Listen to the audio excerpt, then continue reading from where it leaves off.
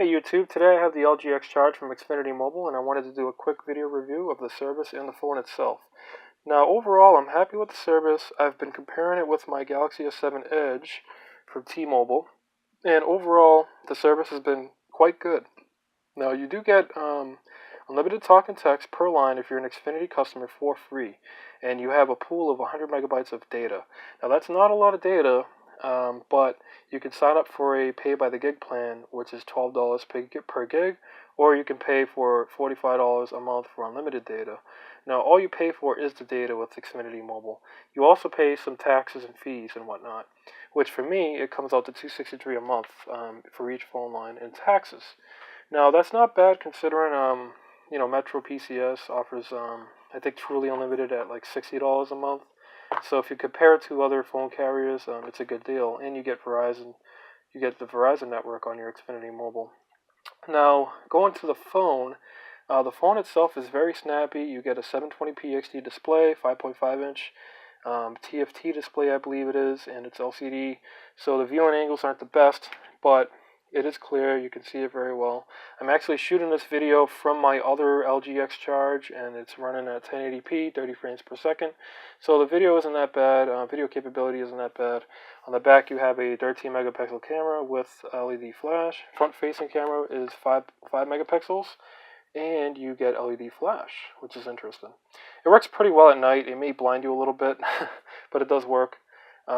And on the bottom you have micro USB charging, you have a microphone, you have a auxiliary jack or headphone jack, power lock button key on the right side, another microphone up top, and a volume rocker on the left side. And the phone does feel pretty plasticky. The back of the phone is like, it's kind of slippery. I would suggest buying a case for it as soon as you can. But overall, the build quality is pretty good for a phone that's not, a flagship device like the Galaxy series or the iPhone. And especially for what you pay for, you do get a really good bang for your buck. Now, let me just show you some of the geeky stuff here. So let's see. We got a Snapdragon processor running 4 cores, and I believe it's up to 1.4 gigahertz. And you got an Adreno 308 graphics card or chip. You get 2 gigs of RAM, 8 gigs of internal storage. I don't know why it says 9.7. And you get an external microSD card slot, and I have a microSD card in that slot right there. And you actually can move your apps to the SD card because the 8 gigs of internal storage is going to be used up very, very quickly. But that's not a problem because you can move any app you have onto the SD card. Now, these are only apps that you install in the Play Store, and not every single one of them are capable of doing this. But as you can see there, that game uses 1.8 gigs. I can move it to my SD card, which is pretty neat. Now, the best thing about this phone is the battery life. That's probably why they call it the X Charge. As you can see here, I haven't charged my phone since yesterday morning, and I still have 46% left. Let's see. So let's go to the battery usage. Now, on this battery charge alone, I've been using the phone's been alive for 31 hours and 37 minutes, and I still have 26 hours and 31 minutes of use left. So that's pretty amazing when you compare it to the S7 Edge, which can barely, get me by 12 hours if I'm lucky, you know what I mean? So overall, the battery on this phone is definitely the best feature you can ask for. If you're looking for a phone that'll last you all day, I mean, who cares if it runs, Need for Speed or any of those fancy apps. It does run games pretty well, and it runs almost every Android app in the Play Store that I can find.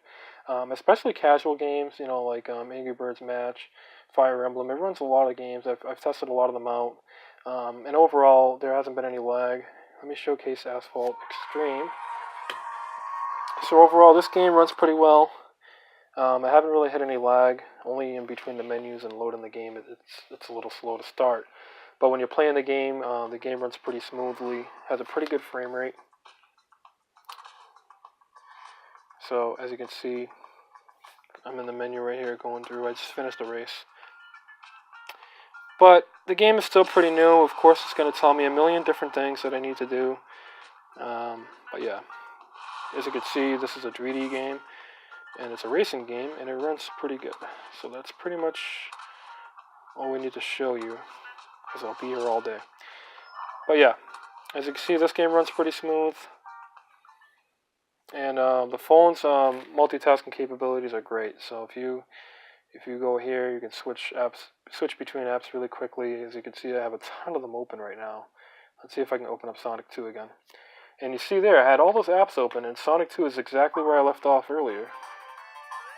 I mean, that's amazing for this quality of phone for the price you pay. I mean, this phone normally is priced at $200, and that's $200 is a little expensive, but I would say for $100, if it was $100, that wouldn't be bad. And for the dollar that you pay on Xfinity Mobile, it's amazing. Now, once you pay the dollar for the phone, you own the phone outright. You can cancel the service if you want and keep the phone. And I believe you can unlock the phone to use on Verizon without a problem. I've heard of people unlocking the phone and using it on AT&T and T-Mobile, but you probably won't get all the 4G bands. So your internet or your data may be a little slower on T-Mobile and AT&T. But overall, the phone is really, really great for the price you pay. As I mentioned, it's for $1 and it's on sale. It's a little bit back ordered. But again, you can get any phone from Xfinity Mobile for $200 off. You can unlock them right away. I think you can unlock them regardless if you finance it, or I'm sorry, if you lease it, or if you pay it in full. I think either way you can unlock them. But I mean, I don't think I would want to unlock this because, you know, this for what you get for what you pay for, it's not actually that bad. So overall, I'm enjoying the phone. I do plan on switching from T-Mobile, and I may pre-order the Note 8. I do have other videos showcasing the 4G LTE speed compared to T-Mobile. I'd like to try to do a speed test on a higher-end phone on Xfinity Mobile instead of using this LG X Charge. So look for that in the future. I plan on uploading more videos. I do a lot of gaming videos and tech-related videos. My channel's brand new, and I'd like to have more subscribers. If you guys can help me out, comment, like the video, give me some feedback, let me know what I can, do to increase my views and whatnot. That would be really appreciated, and I really, really appreciate you guys watching. I just hit 1,000 views this week, and that's pretty good for someone who's starting out, and I'm really happy with that. I'd like to get more subscribers and more viewers, of course. So little by little, I'll be trying my best to improve my YouTube results, and I'd like to take you guys along the ride with me. Like I said, I plan on doing more tech videos, some vlogs, everything. So anyways, hit me up in the comments, subscribe to my channel, and thank you so much for watching. I really appreciate it. Have a good one.